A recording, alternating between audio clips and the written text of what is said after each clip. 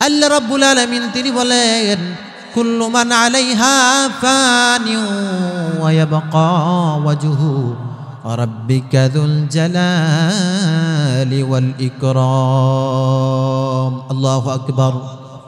আল্লাহ তাআলা বললেন কুল্লু মান আলাইহা ফান, আমি সব কিছু ধ্বংস করে দিব এক সময়।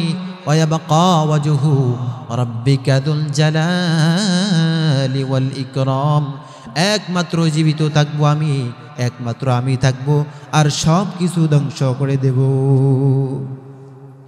ভাইরা আমার, বন্ধুগণ আমার, ওই আল্লাহ তাআলার ইবাদত করো, ওই আল্লাহ তাআলাকে চিনো, ওই আল্লাহ তাআলাকে মানো। ওই আল্লাহ তাআলার ইবাদত যদি তুমি খাসভাবে করো তাহলে আল্লাহ তাআলা তোমার জন্য হয়ে যাবে। ভাইরা আমার, বন্ধুগণ আমার, এই জন্য বেশি বেশি করে ওই আল্লাহ তাআলাকে চিনতে হবে, একমাত্র খালেস ইবাদত করতে হবে আল্লাহ তাআলার। মুহতারাম হাজিরিন, পৃথিবীর মধ্যে বিভিন্ন জাতিরা তার স্রষ্টাকে ডাকে। বিভিন্ন জাতি রয়েছে, মুসলমান জাতি ছাড়াও বিভিন্ন জাতি তাদের স্রষ্টাকে তারা বিভিন্ন নামে ডাকে। কেউ বলে ভগবান, কেউ বলে ভগবান, কেউ বলে ঈশ্বর, আবার কেউ বলে পরমেশ্বর, আবার কেউ বলে বিধাতা। বলে কি বলে না? বলে কি বলে না? চিল্লায় বলুন। কেউ বলে ভগবান, কেউ বলে ঈশ্বর, আবার কেউ বলে পরমেশ্বর। মুহতারাম হাজিরিন, সমস্ত ধর্মের ভিতরে তাদের স্রষ্টাকে বিভিন্ন জাতি তাদের স্রষ্টাকে বিভিন্ন নামে ডাকে, এবং ওই নামের সাথে তাদের একটা স্ত্রীলিঙ্গ যুক্ত হয়ে যায়। যেমন ভগবান, ভগবানের স্ত্রীলিঙ্গ কি আসে বলুন? ভগবতী। কি আসে? ভগবানের স্ত্রীলিঙ্গ কি আসে বলুন? ভগবতী আসে। এবং ভগবানের স্ত্রীলিঙ্গ হচ্ছে ভগবতী। আরেকটা হলো পরমেশ্বর, পরমেশ্বরের স্ত্রীলিঙ্গ কি আসে? পরমেশ্বরী আসে। বিধাতা, তার স্ত্রীলিঙ্গ আসে বিধাত্রী আসে, কি আসে না? গট, তার স্ত্রীলিঙ্গ আসে গটি। এভাবে মুহতারাম হাজিরিন, আল্লাহ তাআলার নামের সঙ্গে পৃথিবীর ইতিহাসে পৃথিবীতে আরেকটি দ্বিতীয় নাম কি খুঁজে পাওয়া সম্ভব? আল্লাহ তাআলার নামের প্রতি শব্দ আল্লাহ তাআলার স্ত্রীলিঙ্গ কি কখনো খুঁজে পাওয়া সম্ভব হবে? কখনোই খুঁজে পাওয়া সম্ভব নাই। আল্লাহ তাআলা এক, আল্লাহ তাআলা ছাড়া আর কোনো মাবুদ নেই। প্রতিটি বিভিন্ন ধর্মের লোকেরা তাদের স্রষ্টাকে বিভিন্ন নামে ডাকে, এবং ওই নামের সঙ্গে আরেকটি নাম যুক্ত হয়, স্ত্রীলিঙ্গ যুক্ত হয়। কিন্তু আল্লাহ তাআলা নামের সঙ্গে কোনো স্ত্রীলিঙ্গ যুক্ত হবে না। আল্লাহ তাআলা নামের সঙ্গে কোনো স্ত্রীলিঙ্গ যুক্ত হবে না। আল্লাহ তো একই, আল্লাহ তাআলা ছাড়া আর কোনো মাবুদ নাই। এবার একদল নাস্তিক যদি কেউ বলে আল্লাহ তাআলার পরিচয় কি দিন, আল্লাহ তাআলার কি পরিচয় আছে? আল্লাহ দিয়ে আল্লাহ তাআলার পরিচয়কে চেনা যায়। মুহতারাম হাজিরিন, আল্লাহ দিয়েও আল্লাহ তাআলার পরিচয় আমরা চিনতে পারি। কেউ যদি বলে আল্লাহ তাআলা কি, এই জন্য আল্লাহ দিয়েও আল্লাহ তাআলার পরিচয় আল্লাহ তাআলা কুরআনুল কারীমের মধ্যে জানায় দেন, আল্লাহু লা ইলাহা ইল্লা হুয়াল হাইয়ুল কাইয়্যুম। আল্লাহু আকবার। আল্লাহ তাআলা ছাড়া কোনো মাবুদ নাই। আল্লাহ তাআলা সব জায়গায় বিরাজমান। আল্লাহ তাআলা চিরঞ্জীব। ওই আল্লাহ তাআলা ছাড়া আর কোনো উপাস্য নাই। এবার কাপ আল্লাহ শব্দের আলিফ বাদ দিয়ে দিন। আলিফ বাদ দিলে থাকবে কি? লিল্লাহ। আল্লাহ তাআলার ওই যে লিল্লাহ দিয়েও আল্লাহ তাআলার পরিচয় জানা যায়। আল্লাহ তাআলা কুরআনুল কারীমের মধ্যে বলেন, লিল্লাহি মা ফিস সামাওয়াতি ওয়া মা ফিল আরদ। লিল্লাহি মা ফিস সামাওয়াতি ওয়া মা ফিল আরদ। আসমান এবং জমিনের একমাত্র অধিকারী, আসমান এবং জমিনের একমাত্র মালিক, একমাত্র অধিকারী। চিল্লায় বলতে হবে তিনি কে? আসমান এবং জমিনের মালিক কে? একমাত্র আল্লাহ তাআলা। আবার চিল্লায় বলুন কে? এবার আমরা লিল্লাহ থেকে লাম যদি বাদ দিয়ে দেই তাহলে কি থাকবে লাহু। মোহতারাম হাজিরিন, ওই লাহু দিয়েও আল্লাহ তাআলার পরিচয় আমরা জানতে পারবো। লাহু দিয়েও আল্লাহ তাআলার পরিচয় জানায় দিলেন। আল্লাহ তাআলা কুরআনুল কারীমের মধ্যে ঘোষণা দিয়ে দিলেন, লাহু মাকালিদুস সামাওয়াতি ওয়া মা ফিল আরদি ইউবসিতুর রিজকা লিমান ইয়াশা। আকাশ এবং জমিনের একমাত্র রিজিকের মালিক, আকাশ এবং জমিনের একমাত্র রিজিকের মালিক। চিল্লায় বলতে হবে তিনি কে? আকাশ এবং জমিনের সব কিছু রিজিকের মালিক একমাত্র আল্লাহ তাআলা। এবং আল্লাহ তাআলা যাকে চাই তাকে অগণিত অসংখ্য রিজিক দান করে। সুবহানাল্লাহ পড়ো। ইয়ারযুকু মাইয়াশা, আল্লাহ তাআলা সব কিছু পারেন। ভাইরা আমার, বন্ধুগণ আমার, এবার যদি আমরা লাহু থেকে লাম বাদ দিয়ে দেই তাহলে থাকবে কি বলেন? থাকবে হু। হু দিয়েও আল্লাহ তাআলার পরিচয় জানা যায়। আল্লাহ তাআলা ঘোষণা করেন, ইন্নাহু হুয়াল গফুরুর রহিম। আল্লাহু আকবার। ইন্নাহু হুয়াল গফুরুর রহিম। আল্লাহ তাআলা পরম ক্ষমাশীল, অত্যন্ত দয়ালু। ওই আল্লাহ তাআলা ছাড়া আর কোনো ইলা নেই। সকলে একবার বলুন আল্লাহ, বলুন আল্লাহ, মুহাব্বতে বলুন আল্লাহ। মোহতারাম হাজিরিন, ওই আল্লাহ তাআলা ছাড়া আর কোনো ইবাদত করনে ওয়ালা নেই, আর কোনো ইবাদত করনে ওয়ালা নাই। এবার আসুন, অনেক নাস্তিকরা বলে যে আল্লাহ বলতে কিছু নাই। নাস্তিকরা বলে যে দিস ইজ নট, আল্লাহ বলতে কিছু নাই। নাউজুবিল্লাহ পড়ুন। দিস ইজ নট, আল্লাহ তাআলা বলতে কিছুই নাই। আনসিন ইজ নাথিং, আল্লাহ তাআলাকে দেখি না, যেটা দেখি না সেটা বিশ্বাস করতে পারি না। নাস্তিকরা বলছেন যে আল্লাহ বলতে কিছু নাই। নাউজুবিল্লাহ পড়বেন না।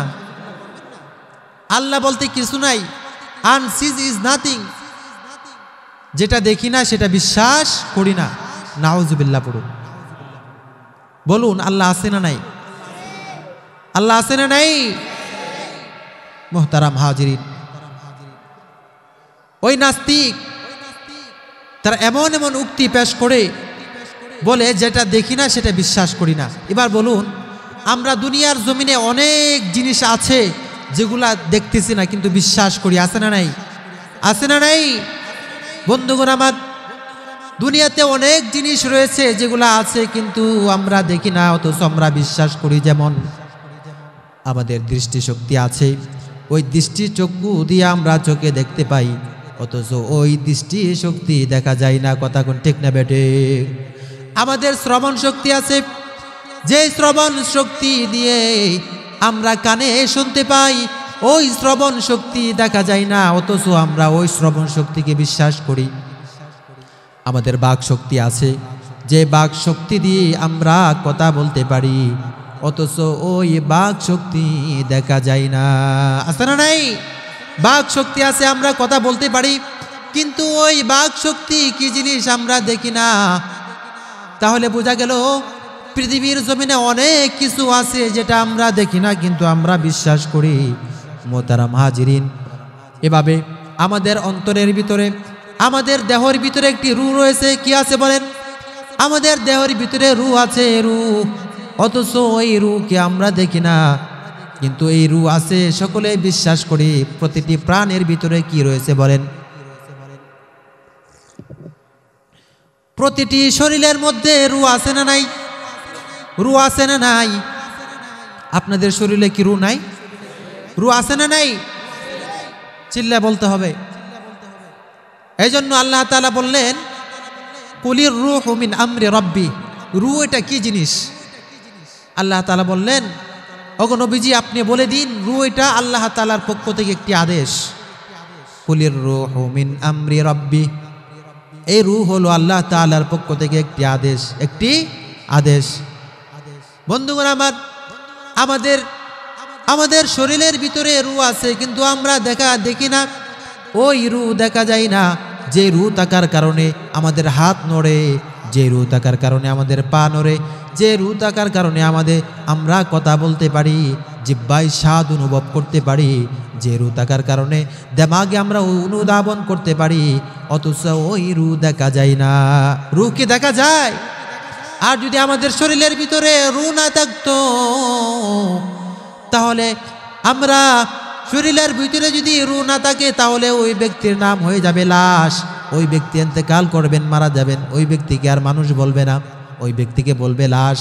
কিন্তু ওই রু না থাকার কারণে, রু যদি না থাকতো তাহলে হাত নড়তো না, রু না থাকলে পা নড়তো না, জিহ্বায় সজীবতা থাকতো না, দেবাগে অনুধাবন করতে পারতাম না।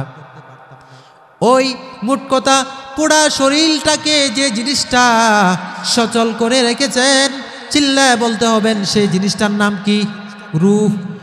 যে জিনিসটা পুরা শরীরটাকে সচল করে রেখেছেন, ওই জিনিসটার নাম হলো রূহ। অথচ ওই রূহকে দেখা যায় না, ওই রূহকে দেখা যায় না। আজকে দুনিয়ার জমিনে অনেক ডাক্তাররা, অনেক বিজ্ঞানীরা বহু যন্ত্রপাতি তৈরি করেছে, যেগুলার সাহায্যে মানুষের অভ্যন্তরীণ বিষয়গুলো বাহির থেকে যদি যন্ত্রপাতি ধরে, তাহলে ভিতরের সব কিছু দেখা যায়। যেমন কিডনি, পিত্তথলি, লিভার, ফুসফুস, এগুলা যদি বাহির থেকে যন্ত্র মেশিন ধরার কারণে, যন্ত্র দিয়ে দেখার কারণে ভিতরে কি আছে না আছে, এগুলা ভালো কিনা সব কিছু দেখা যায়, আছে না নাই? সব কিছু দেখা যায়। কিন্তু আজ পর্যন্ত কোনো বৈজ্ঞানিক, কোনো দার্শনিক, কোনো ডাক্তার, কোনো ইঞ্জিনিয়ার এমন তৈরি হয় নাই যে মানুষের রূহটাকে দেখবে। এই রূহ দেখার মতো, এই রূহ দেখার জন্য আজ অবধি কোনো মেশিন তৈরি করতে পারে নাই। সুবহানাল্লাহ পড়ো। এটাই হলো আল্লাহ তাআলার কুদরত। এই রূহকে দেখার জন্য আজ পর্যন্ত কোনো মেশিন তৈরি হয় নাই। এটাই আল্লাহ তাআলার এটাই আল্লাহ তাআলার কুদরত।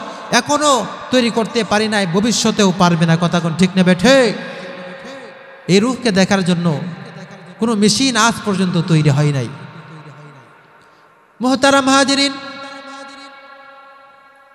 মোট কথা, যে জিনিসটাকে পুরা শরীরটাকে সচল করে রেখেছে, ওই জিনিসটার নাম কি বলুন? রূহ। ওই রূহকে দেখা যায় না। তার মানে আমরা অনেক জিনিস রয়েছে যেগুলো আমরা দেখি না, অথচ আমরা বিশ্বাস করি। ঠিক তেমনি ভাবে আল্লাহ তাআলা আছেন, আল্লাহ তাআলাকে দেখি না, অথচ আমরা আল্লাহ তাআলাকে বিশ্বাস করতে হবে। এটাই আমাদের ঈমান, এটাই আমাদের আখলাক, এটাই হলো মুসলমানদের ঈমান। আল্লাহ তাআলা দেখি না, অথচ আল্লাহ তাআলা সব জায়গায় আছেন।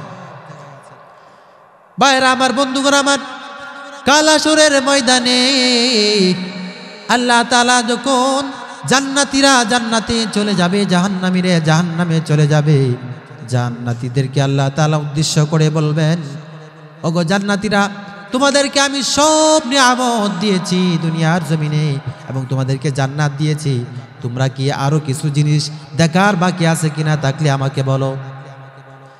এই কথা বলার পরে সমস্ত আম পাবলিক বলবে, ওগো মাওলা কারীম, আমাদেরকে তুমি সব নিয়ামত দিয়েছো, আর কিছু বাকি আমাদের নাই।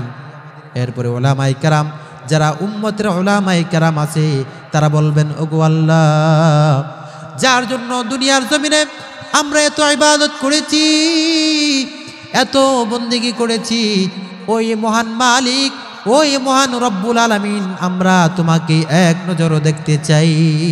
কাল হাশরের ময়দানে আল্লাহ রব্বুল আলামিন মুমিন বান্দাদেরকে দিদার নসিব করাবেন। সুবহানাল্লাহ পড়ুন। কাল হাশরের ময়দানে আল্লাহ রব্বুল আলামিন আমাদেরকে এমন ভাবে দেখা দিবেন, যেমন 14 তারিখের চাঁদ আকাশ থেকে সকলেই দেখতে পায়। সুবহানাল্লাহ। ওই আল্লাহ তাআলাকে দেখার দরকার আছে না নাই? কে কে দেখতেছেন হাত তুলুন। তো এমনি দেখলে হবে? আল্লাহ তাআলাকে ইবাদত করতে হবে কিনা? নামাজ পড়তে হবে, রোজা রাখতে হবে। তাহলে ইবাদত করতে হবে, নামাজ পড়তে হবে, রোজা রাখতে হবে, আল্লাহ এবং আল্লাহ রসুলের তরিকায় আমাদেরকে চলতে হবে। ওই মহান মালিকের রব্বুল আলামিন ইজ্জত ওয়াল জুল জালাল ওয়াল ইকরামকে প্রতিটি হালতে স্মরণ করতে হবে।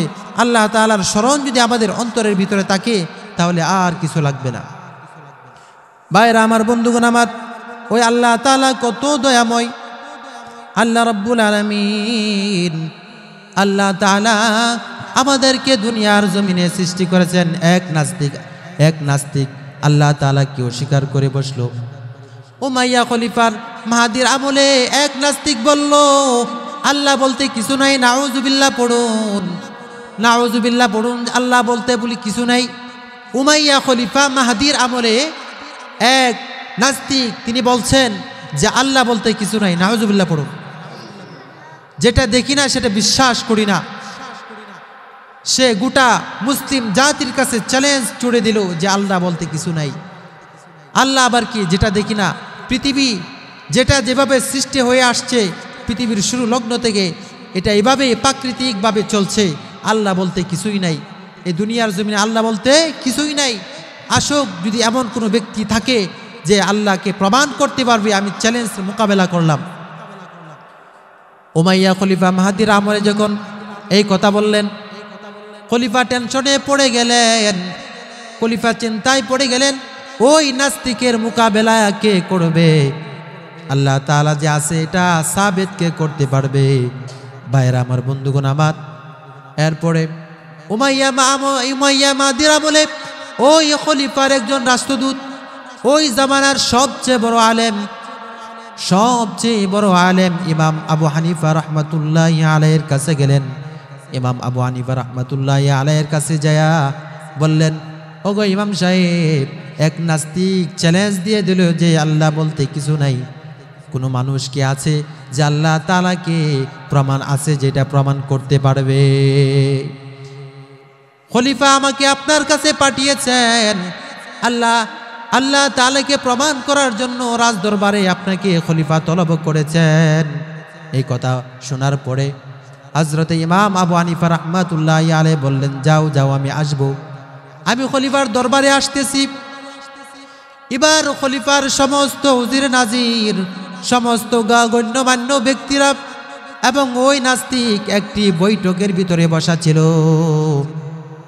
সকলে অপেক্ষা করতেছেন যে এখন ইমাম সাহেব আসবেন, আল্লাহ তাআলা যে আছে এটা প্রমাণ করবে। সকলে বসে আছেন। ভাইরা আমার, বন্ধুগণ আমার, রাত 8টা বেজে খবর পাঠিয়েছিলেন, এখন বাজে 12টা। সকলেই ওই বৈঠকে বসে আছেন এবং ইমাম সাহেবের জন্য অপেক্ষা করতেছেন। কিন্তু রাত 1টা বেজে গেল, এখনো ইমাম সাহেব উপস্থিত হতে পারলেন না। এবার নাস্তিক অনেক খুশি হয়ে গেল। সে ভাবতে লাগলো যে ইমাম সাহেব মনে হয় ভয় পেয়েছে, ইমাম সাহেব আসতে পারবেন না। নাস্তিক অনেক খুশি, সে জিতে গেল মনে করলো। প্রতিমধ্যেই রাত যখন 1টা বাজলো, ইমাম সাহেব রাজ দরবারে এসে উপস্থিত হলেন। সবাই তার সম্মানে দাঁড়িয়ে গেল। খলিফা অত্যন্ত আদবের সঙ্গে জিজ্ঞাসা করলেন, ওগো ইমাম সাহেব, আপনাকে আমি 8টা বাজে খবরের জন্য পাঠিয়েছিলাম, এখন রাত 1টা বাজে, আপনি এত দেরি করলেন কেন? ইমাম সাহেব উত্তর দিলেন, ভাইরা আমার, বন্ধুগণ আমার, খুব গভীর মনোযোগ দিয়ে শুনবেন।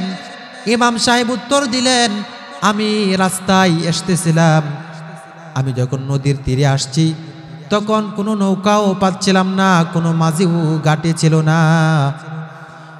আমি তাকিয়ে রইলাম, হঠাৎ করে নদীর মাঝখান থেকে দেখতেছি এভাবে তক্তা ভেসে উঠল, নদীর মাঝখান থেকে তক্তা ভেসে উঠল। আবার দেখলাম কতগুলা লোহাও নদীর মাঝখান থেকে ভেসে উঠল। তক্তাগুলো লোহাগুলো তক্তার সাহায্যে এভাবে পেরেক ঢুকে গেল, পেরেক লেগে গেল। এরপরে দেখলাম কোথা থেকে আলকাতরা এসে একটি নৌকা সুন্দরভাবে তৈরি হয়ে গেল। নৌকা তৈরি হওয়ার পরে ওই নৌকাটা আমার দিকে আসতে চলছে, আমার দিকে আসতেছে। আমি ওই নৌকার উপরে উঠে বসলাম। উঠে বসার পরে ওই নৌকা, নদীতে অনেক স্রোত ছিল, ওই নৌকা আমাকে নিয়ে এপার থেকে ওই পারে পাড়ি দিয়ে নিয়ে আসছে। কোনো মাঝি নাই, কোনো চালানেওয়ালা নাই, কেউ নৌকা বানানেওয়ালা নাই, আমাকে আপনি নৌকায় পার থেকে ওপারে পার করে দিয়েছে, কিন্তু এটার কোনো মাঝে নাই, কেউ নাই। আমি হঠাৎ করে দেখলাম আমাকে পার করে দেওয়ার পরে আমি দেখতে পেলাম হঠাৎ করে নৌকাটা গায়েব হয়ে গেল। আল্লাহু আকবার বলুন। হঠাৎ করে গায়েব হয়ে গেল। এই কথা বলার পরে নাস্তিক যখন এই কথা শুনছিল, এই কথা শোনার পরে নাস্তিক বলল, ওগো ইমাম সাহেব, আমি আপনাকে অত্যন্ত জ্ঞানী মনে করতাম, অত্যন্ত বুদ্ধিমান মনে করতাম, কিন্তু আপনি এমন কথা বলেছেন, ছোট্ট বাচ্চার মতো বেয়াকুবের মতো আপনি কথা বলেছেন। পৃথিবীতে কি এমন এটাও সম্ভব যে যার কোনো বানানেওয়ালা নাই, চালানেওয়ালা নাই, আপনি নৌকা তৈরি হয়ে আপনি এটার ভিতরে উঠবেন, আবার ওই পারে পাড়ি দিয়ে চলে যাবে? এটা কোনো বুদ্ধিমানের কথা হতে পারে? এটা কোনো বুদ্ধিমানের কথা হতে পারে না। একটা জিনিস নিজে নিজে তৈরি হয়ে যাবে, আবার নিজে নিজে এটা এপার থেকে ওই পারে চলে আসবে। একজন মানুষ না ব্যতীত এটা কি করে সম্ভব? এটা নিজে নিজে হতে পারে না। এই কথা বলার পরে ইমাম সাহেব বললেন, ওগো, তোমায় এত সুন্দর করে আল্লাহ তাআলা তোমাকে বানিয়েছেন, এত সুন্দর করে বানিয়েছেন, গোটা কুল কায়নাত আল্লাহ রব্বুল আলামিন তৈরি করেছেন, বানিয়েছেন, গোটা কুল কায়নাত বানিয়েছেন। যার আসমান হলো, যার ছাদ হলো জমিন, এবং যার পা হলো, যার আসমান হলো, এত গোটা পৃথিবী আল্লাহ তাআলা বানিয়েছেন, যার ছাদ হলো আসমান এবং পা হলো জমিন। আল্লাহ রব্বুল আলামিন গোটা পৃথিবীকে তৈরি করেছেন। এই পৃথিবীটি তৈরি করার জন্য অবশ্যই একজন খালেক, একজন সৃষ্টিকর্তার প্রয়োজন আছে না নাই? আছে না নাই বলুন? গোটা পৃথিবী যিনি সৃষ্টি করেছেন, চিল্লায় বলতে হবে তিনি কে? একটি নৌকা যদি আপনি বানানেওয়ালা ব্যতীত বনতে না পারে, তাহলে গোটা পৃথিবী যিনি সৃষ্টি করেছেন অবশ্যই এটার খালেক, সৃষ্টি করনেওয়ালা একজন আছে না নাই? তিনি কে? আল্লাহ তাআলা। এবার নাস্তিক বলল, আমার চক্ষু খুলে গেল, একটা জিনিস তো নিজে নিজে তৈরি হতে পারে না, গোটা কুল কায়নাতকে সৃষ্টি করনেওয়ালা একজন অবশ্যই আছেন। এবার নাস্তিক হেরে গেল। ইমাম সাহেব সাধারণ তীক্ষ্ণ বুদ্ধি দিয়ে তাকে বুঝিয়ে দিলেন। এবার নাস্তিক বললেন, ওগো ইমাম সাহেব, আমি মুসলমান হতে চাই, সকলেই পড়ুন আশহাদু আল্লা ইলাহা ইল্লাল্লাহু ওয়া আশহাদু আন্না মুহাম্মাদান আবদুহু ওয়া রাসূলুহু। এবার ওই নাস্তিক মুসলমান হয়ে গেল। নাস্তিক মুসলমান হয়ে গেল, আল্লাহ তাআলাকে প্রমাণ করে দিল, ওই নাস্তিক মুসলমান হয়ে গেল। ভাইরা আমার, বন্ধুগণ আমার, ওই আল্লাহ তাআলা সব জায়গায় বিরাজমান। আল্লাহ তাআলা বলছেন, ফাআইনামা তুওয়াল্লু ফাসাম্মা ওয়াজহুল্লাহ। যেদিকে তাকাই ওইদিকে আল্লাহ তাআলা, ডানে তাকাই ওইদিকে আল্লাহ তাআলা, বামে তাকাই ওইদিকে আল্লাহ তাআলা, উপরে আছে আল্লাহ তাআলা, নিচেও আছেন আল্লাহ তাআলা।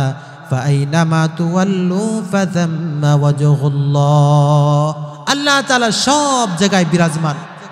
এইজন্য কবি বলেন, शजर में हजर में हर चीज में तेरे रंग बू है, जिधर देखता हूँ इधर तू ही तू है। शजर में हजर में अल्लाह ताला पाथरेर मध्य आছেন, আল্লাহ তাআলা পল্লবে আছেন। हर चीज में প্রত্যেক জিনিসের মধ্যে আল্লাহ তাআলা আছেন। তেরে রঙ্গ বু হাই, প্রত্যেক জিনিসের মধ্যে আল্লাহ তাআলার রং আছে না নাই? প্রত্যেক জিনিসের মধ্যে আল্লাহ তাআলা আছেন, প্রত্যেক জায়গায় আল্লাহ তাআলা আছেন। এই জন্য কবি বলেন, তু সব মেরা জমি মেরা ফলক মেরা জমি মেরি। যদি আল্লাহ তাআলা আমার হয়ে যায়, তাহলে আল্লাহ তাআলা যদি আমার হয়ে যায়, তাহলে সব আমার হয়ে যাবে। আর যদি আল্লাহ তাআলা যদি আমার না হয়, তাহলে কিছুই আমার হবে না। ওই সৃষ্টিকর্তাকে নিয়ে গবেষণা তোমরা করো না, আল্লাহ তাআলা বললেন তাফাক্কারু ফি খালকিল্লাহ ওয়ালা তাতাফাক্কারু ফিল্লাহ। আমি কোথা থেকে এসেছি, আমি কার কাছ থেকে জন্মগ্রহণ করেছি, তোমরা আমাকে নিয়ে এত গবেষণা করো না, বরং আমার সৃষ্টিকে নিয়ে তোমরা গবেষণা করো। সুবহানাল্লাহ। এত সুন্দর সৃষ্টি আল্লাহ তাআলার, এত সুন্দর বিশাল, যিনি বিশাল আকার যিনি তৈরি করেছেন, চিল্লায় বলতে হবে তিনি কে? বিশাল জমিন যিনি সৃষ্টি করেছেন তিনি কে? এই সব কিছু যিনি সৃষ্টি করেছেন তিনি হলেন আল্লাহ। अगर एक तू नहीं मेरा तू कोई शाय नहीं मेरी। ওই আল্লাহ রব্বুল আলামিন যদি আমার না থাকে, আল্লাহ যদি আমার না থাকে, কিছুই আমার নয়। এই জন্য ওই আল্লাহ তাআলার হয়ে যেতে হবে, আল্লাহ তাআলার প্রশংসা করতে হবে, ওই আল্লাহ তাআলার গোলামি করতে হবে। আল্লাহ তাআলা সব জায়গায় আছেন, আল্লাহ তাআলা সব জায়গায় বিরাজমান আছেন। আছেন না নাই? আল্লাহ তাআলা সব জায়গায় আছেন। আল্লাহ তাআলাকে প্রমাণ করার জন্য সূক্ষ্ম কোনো দলিলের প্রয়োজন হয় না। ইমাম শাফি রাহমাতুল্লাহি আলাইহি তিনি বলছেন আল্লাহ তাআলা যে আছে এটা প্রমাণ করার জন্য কোনো সূক্ষ্ম দলিলের প্রয়োজন হবে না। এক ব্যক্তি ইমাম শাফি রাহমাতুল্লাহি আলাইহিকে জিজ্ঞাসা করলেন, ওগো ইমাম শাফি, আল্লাহ তাআলা যে আছেন এটার আমাকে একটু প্রমাণ দিন, আল্লাহ তাআলা যে আছে একটু প্রমাণ দিন। ইমাম শাফি রাহমাতুল্লাহি আলাইহি বললেন, আল্লাহ তাআলা অবশ্যই আছে, আল্লাহ তাআলা সব জায়গায় বিরাজমান আছে। আল্লাহ তাআলাকে চেনার জন্য সামান্য একটি পাতাই যথেষ্ট। আল্লাহ তাআলাকে চেনার জন্য একটি পাতা, সামান্য একটি পাতাই যথেষ্ট। যেমন রেশম পোকাই যদি একটি পাতা আছে, এই পাতা যদি রেশম পোকাই খায় তাহলে এটা থেকে রেশম বাইর হবে, মৃগনালী। যদি হরিণে খায় তাহলে ওইখান থেকে মৃগনালী বের হয়ে যাবে। আর যদি এই পাতাটা যদি গরু খায় তাহলে গোবরে তৈরি হবে। এরকম একটি পাতা আছে যে পাতাটা গরু ছাগলে খেলে কিন্তু গোবর হবে। আর ওই পাতাটা যদি হরিণে খায় তাহলে মেশকে আম্বর হয়ে যাবে। আবার ওই পাতাটা যদি ওই পাতাটা যদি একটি হরিণে খায় তাহলে মৃগনাভি হবে। আর যদি ওই পাতাটা একটি সাধারণ বস্তু খায় তাহলে একটি সাধারণ বস্তুই পরিণত হবে। ভাইরা আমার, বন্ধুগণ আমার, একটি পাতার মধ্যেও আল্লাহ তাআলার পরিচয় লুকিয়ে আছে। যারা মানে তাদের জন্য উপদেশ, আর যারা মানে না তাদের জন্য উপদেশ নাই। হযরতে রাসূলুল্লাহ সাল্লাল্লাহু আলাইহি ওয়াসাল্লামের দেশের মধ্যে থেকে, রাসূলুল্লাহ সাল্লাল্লাহু আলাইহি ওয়াসাল্লামের ঘরের মধ্যে থেকে হযরতে আবু লাহাব, উতবা, সাইবা রাসূলুল্লাহর দেশে থেকেও কিন্তু তারা ঈমান আনতে পারে নাই। পারস্য থেকে আছে হযরতে সালমান পারসি পারস্য থেকে আসে, এবং হযরতে হাসান বসরি বসরা থেকে এসে, হযরতে বেলাল হাবশা থেকে এসে রাসূলুল্লাহর উপর ঈমান এনেছে। রাসূলুল্লাহর উপর ঈমান এনে তারা জান্নাতি হয়ে গেল। অথচ আবু লাহাব রাসূলুল্লাহর দেশে থেকে ঈমান আনতে পারে নাই। সুতরাং যে আল্লাহ তাআলাকে মানবে, আল্লাহ তাআলাকে চিনবে, আল্লাহ তাআলার ইবাদত করবে, আল্লাহ তাআলা তার জন্য হয়ে যাবে। এই জন্য আল্লাহ তাআলার প্রেমে, আল্লাহ তাআলার ভালোবাসায় এই রজব মাসে বেশি বেশি করে কি করতে হবে বলেন? বেশি বেশি করে ইবাদত করতে হবে, বেশি বেশি করে আল্লাহ তাআলার বন্দেগী আমাদেরকে করতে হবে। ওই আল্লাহ তাআলা আমাদেরকে কত সুন্দর করে সৃষ্টি করেছেন। লাকাদ খালাকনাল ইনসানা ফি আহসানি তাকবীম। এই আল্লাহ তাআলা আমাদেরকে এত সুন্দর করে সৃষ্টি করেছেন। ওই আল্লাহ তাআলার এত সুন্দর সৃষ্টি, এত সুন্দর মানুষকে আল্লাহ তাআলা সৃষ্টি করেছেন। এই আল্লাহ তাআলা কত মহান, কত পবিত্র আল্লাহ তাআলা। এই জন্য সবসময় আল্লাহ তাআলার কি করতে হবে? প্রশংসা করতে হবে, শুকরিয়া আদায় করতে হবে আল্লাহ তাআলার। শুকরিয়া আদায় স্বরূপ আল্লাহ তাআলার বেশি বেশি করে ইবাদত করতে হবে। বন্ধুগণ আমার, আমরা রাজি আছি তো ইনশাআল্লাহ? 5 ওয়াক্ত নামাজ পড়বো তো ইনশাআল্লাহ? সকলে পড়বো তো ইনশাআল্লাহ? আল্লাহ তাআলা আমাদেরকে আমল করার তৌফিক দান করুক।